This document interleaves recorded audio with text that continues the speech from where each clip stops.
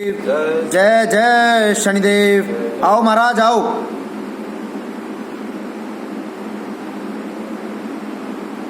आके अपना रूप दिखाओ।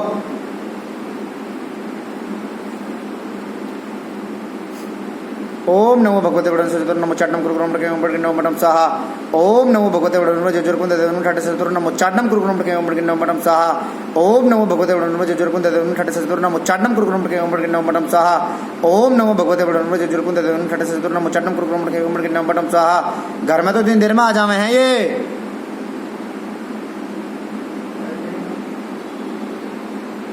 आओ महाराज।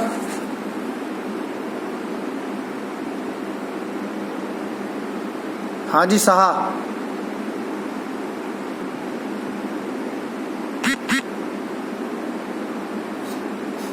देवता इनके शरीर की हाजिरी खोलें। ओम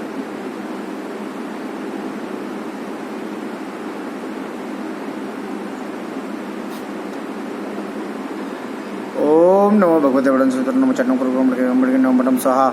ओम नमो भगवते वडन नमो चट्टम कुरुक्रम नमो मटम साहा। ना तो पितृ बनने की गुंजाइश रह गई है, ना देवता बनने की गुंजाइश रह गई है ना, और ना कोई देवी बनने की गुंजाइश रह गई है।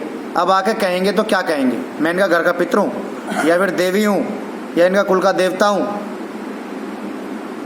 पूछ भी तो लूंगा ना मैं फिर मैं। तो भैया सभी से मेरा ये जो है प्रार्थना है कि शरीर पे कोई चीज़ें बुलाने की कोशिश ना करें। भक्ति करो सात्विक रूप से, शब्दों की भक्ति करो, उससे ऊर्जा उत्पन्न होगी, तरंगें बनेंगी, आपका ओरा बढ़ता चला जाएगा। वो सिद्धि के रूप में आपके सामने आज्ञा चक्र में स्वप्न सिद्धि के माध्यम से या साक्षात्कीकरण में आपको उनके दर्शन होंगे, आवाजें आएंगी और आपके जीवन में पथ प्रदर्शक के रूप में वो कार्य करती हैं। शरीरों को खेल के हाहू करने से बचें और जिंदगी में सात्विकता अपनाएं और मंत्र जप को अपनाएं। जब शब्द जपेंगे तो उससे ऊर्जा उत्पन्न होगी, भगवान से तरंगे जुड़ेंगी और वो आपको कहीं ना कहीं अपनी तरफ खींचेगा, आपकी बुद्धि में विवेक में बढ़ोतरी करेगा और आपको अपने भक्ति के मार्ग पर लगाते हुए कुल के उत्थान के लिए, आत्म उत्थान के लिए कार्य करने के लिए प्रेरित करेंगे। तो शरीरों में किसी भी देवी देवता को बुलाने की कोशिश ना करें, क्योंकि आपके शरीरों में उतनी क्षमता नहीं है कि उनकी एक तरंग मात्र भी ठीक तरीके से आ गई तो शरीर पूरा फट जाएगा। इसलिए देवी देवता कभी शरीर में आते नहीं है। उनके नाम का सहारा लेके, उनका सहारा लेके कोई गंदी चीजें शरीर में घुसती रहती हैं, तुम्हें ही काट काट खाती रहती हैं और उसके साथ साथ तुम्हारे भोग जो तुम्हारे दिए गए देवी देवताओं को, उनको सबको ग्रहण करती रहती हैं। जय शनिदेव। शरीरों पर चीज कभी नहीं खिलानी किसी को भी। भाई नहीं आई ना, घर तो इतनी देर में आ जावे थी, बताती कि नहीं आती थी, एक सेकंड में याद कर तो यार ऊपर था क्या? नहीं था ऐसा। अब यहाँ कैसे ऊपर आएगी? यहाँ आएगी तो देख लूंगा ना मैं कि कौन आ रहा है कौन नहीं आ रहा।